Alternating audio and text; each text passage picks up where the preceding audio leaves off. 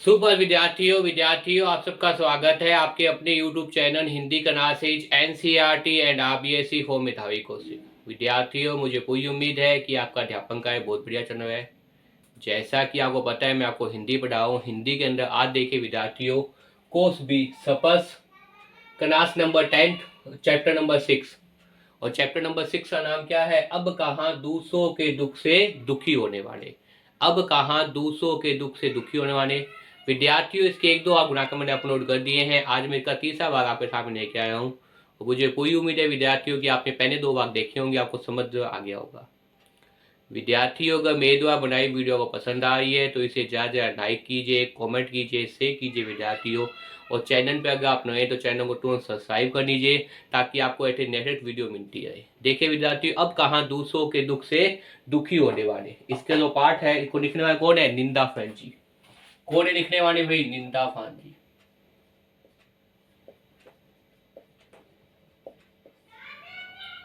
निंदा फैन जी के द्वारा ये पाठ लिखा गया था विद्यार्थियों।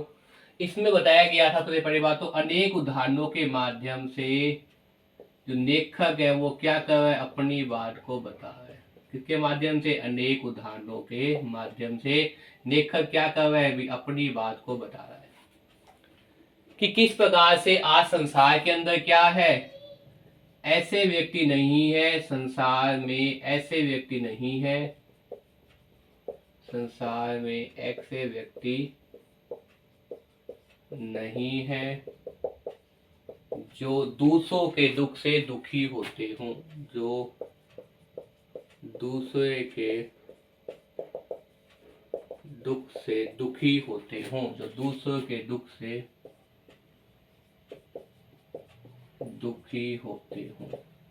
ये बात बताई गई है। मतलब आज तो ऐसे व्यक्ति नहीं है संसार के अंदर जो क्या है भाई, दूसरों के दुख से दुखी होते हो। अनेक उदाहरणों के माध्यम से क्या कर रहा है? अपनी बात प्रस्तुत कर रहा है।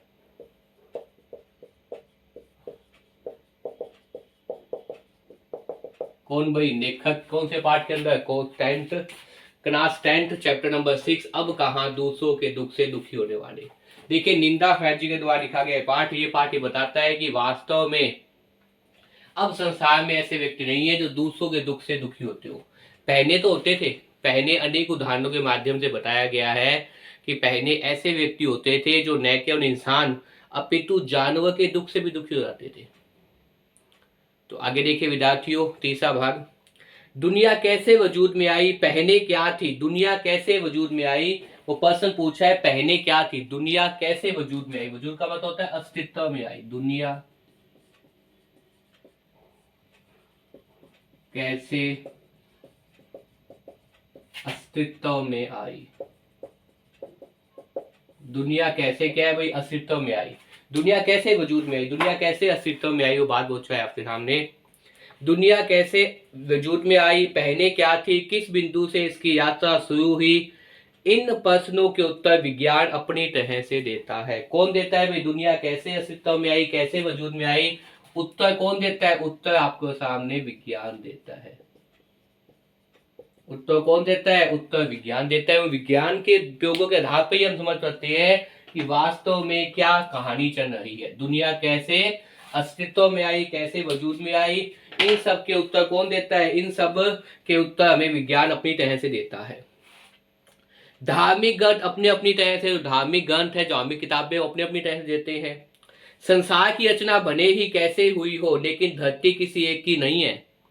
संसार की रचना कैसे भी हुई हो, लेकिन धरती किसी एक की नहीं है। इसमें पक्षी, मानव, पशु, नदी, पर्वत, समुद्र आदि की बराबर हिस्सेदारी है। कि धरती जो है, जिस धरती पर हम रहते हैं, उस धरती पर किसी एक का अधिकार नहीं है। धरती के अंदर देखिए किन किन का अधिकार है, किन किन का अपना उत्तरदायित्व है। धरती पर जो है पक्षी का भी अधिकार है।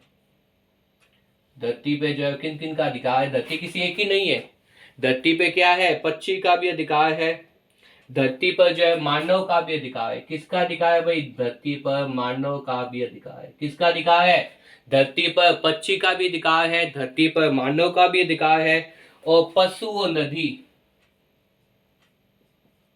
पशु, नदी, इनका भी है, पशु, नदी, और साथ में जो है वो पर्वत, समुंदर, पर्वत और आपके सामने समुंदर, इन सब का क्या है, बराबर सबका अधिकार है। इन सब का क्या है भाई, इन सब का अधिकार है। किस पर अधिकार है भाई बताइए, धरती पर, पृथ्वी पर। आप ये कहेंगे सिर्फ और सिर्फ मानव की धरती है तो गलत है। अगर आप वो सिर्फ और सिर्फ कहेंगे पशु की धरती है तो भी गलत है। अगर आप सिर्फ और सिर्फ ये कहें कि ये सिर्फ और सिर्फ पर्वत और समुद्र की धरती है तो भी गलत है। अगर आप कहें सिर्फ और सिर्फ पक्षियों की, ये भी गलत है। तो वास्तव में देखा जाए तो धरती पर किसी एक का अधिकार नहीं है, धरती पर सबका अधिकार है। किन किन का भाई, पक्षी का भी है, मानव का भी है, पशु का भी है, नदी का भी है, पर्वत का भी है और समुद्र का भी है।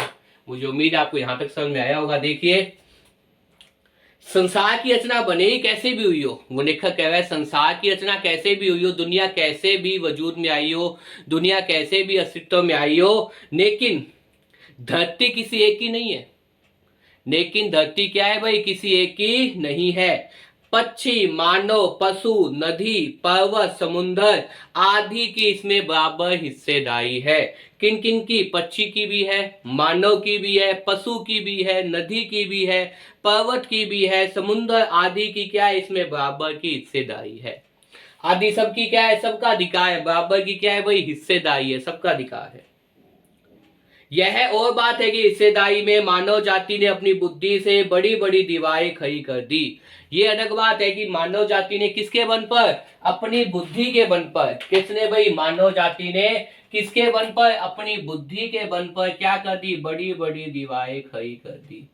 किसके बल पर, बुद्धि के बल पर। क्योंकि जो पक्षी है, पशु है, ये जो जानवर है, इन जानवरों में सबसे श्रेष्ठ किसे माना गया है, मानव को। क्योंकि मानव क्या है, बुद्धिमान है। मानव के पास क्या चीज होती है, बुद्धि होती है, विवेक होती है, समझ होती है, ज्ञान होता है। किसके पास, मानव के पास, जो अन्य किसी के पास नहीं होता। इसीलिए मानव क्या है, इनसे थोड़ा ऊपर चढ़ा जाता है। लेकिन वास्तव में सिर्फ और सिर्फ मानव की धरती नहीं है, धरती पर इन सबका अधिकार है, इन सबका विकास का योगदान है। पक्षी का भी है, मानव का भी है, पशु का भी है, नदी का भी है, पर्वत का भी है और समुद्र का भी है। देखिए, पक्षी, मानव, पशु, नदी, पर्वत, समुद्र आदि की इसमें बराबर की हिस्सेदारी है। यह और बात है कि हिस्सेदारी में मानव जाति ने अपनी बुद्धि से, किसके बल से, अपनी बुद्धि से, अपने ज्ञान से, अपने विवेक से, अपनी समझ से, अपनी सोच से बड़ी बड़ी दीवारें खड़ी कर दी है। पहले पूरा संसार एक परिवार के समान था। अगर बात की जाए तो पहले क्या है, जो पूरा परिवार है वो क्या था, जो पूरा परिवार है, पहले की बात की जाए, मैंने पहले बताया था ये पार्ट क्या है, वर्तमान की और इससे पहले की बात कर रहे हैं। पहले जो है वो पूरा संसार क्या माना जाता था, एक परिवार माना जाता था। पूरा संसार क्या माना जाता था भाई, एक परिवार की तरह माना जाता था। क्या भाई, पूरा संसार। ये जो दृश्यमान संसार है, जो अदृश्य संसार दिखाई दे रहा है, उसे हम क्या करते थे, एक परिवार के समान मानते थे, एक परिवार के तुल्य मानते थे, परिवार के योग्य मानते थे। तो पहले क्या है, पहले पूरा परिवार एक संसार, जो पहले जो है पूरा संसार क्या है, एक परिवार के समान था। अब टुकड़ों में बंटकर एक दूसरे से दूर हो गए। अब क्या है, टुकड़ों में विभक्त हो गया है, बंटवाया हो गया है, बंट गया है, वो क्या हुआ, एक दूसरे से दूर हो गया है, दूर हो चुका है। पहले बड़े बड़े दानों आंगनों में सब मिलजुल कर रहते थे, अब छोटे छोटे डिब्बों में जैसे घरों में जीवन समेटने लग गया है।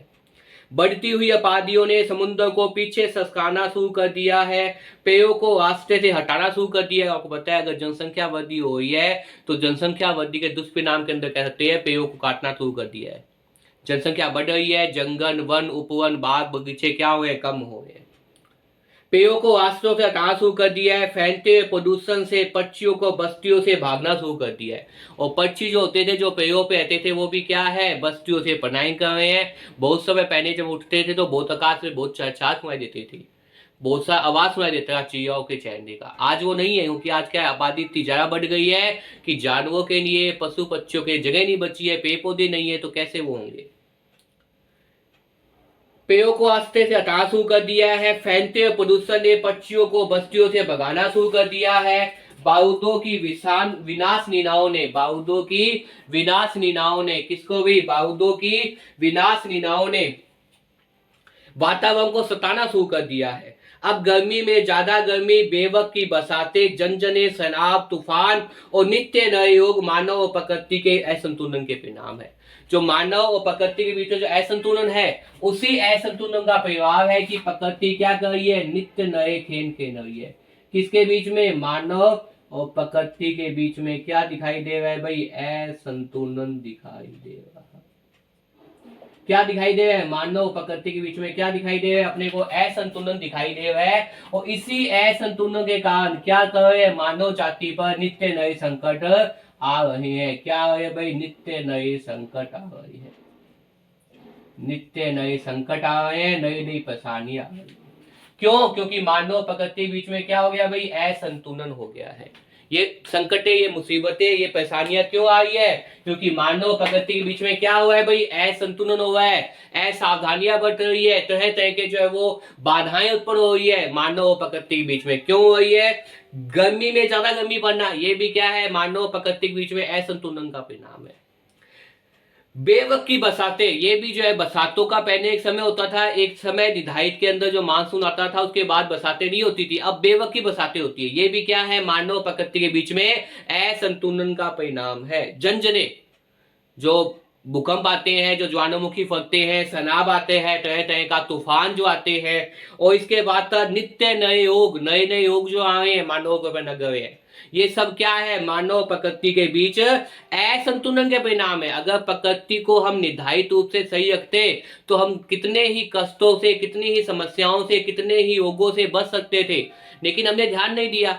और अब मानव प्रकृति के बीच में असंतुलन है, इसी कारण क्या है, गर्मी में ज्यादा गर्मी पड़ती है, बेवक की बरसातें होती रहती है, इसके साथ साथ नित्य नए योग होते रहते हैं, भूकंप आते रहते हैं, जनजने आते रहते हैं, ज्वालामुखी फटती रहती है, तूफानें आती रहती है। ये सब क्या है, मानव प्रकृति के बीच में असंतुलन के कारण में दिखाई दे रहा है। नेचर की सहन शक्ति की एक सीमा होती है, नेचर का मतलब प्रकृति को बोलते हैं, प्रकृति की सहन शक्ति की भी एक सीमा है।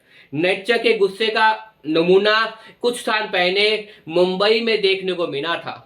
यह नमूना मतलब एक जो सोच थी इतना डरावना था कि बंबई निवासी डर कर अपने अपने पूजा स्थल से अपने अपने खुदाओं के प्रार्थना करने लगे थे। कई सालों से बड़े बड़े बिंदर समुद्र को पीछे ढकेलकर उसकी जमीन को हटिया रहे थे। बेचारा समंदर लगातार सिमटा जा रहा था। पहले उसने अपनी फैली हुई टांगे समेटी, थोड़ा सिमट कर बैठ गया, फिर जगह जब कम पड़ी तो उकू बैठ गया, फिर खड़ा हो गया। जब खड़े होने की जगह भी कम पड़ी तो उसे गुस्सा आ गया।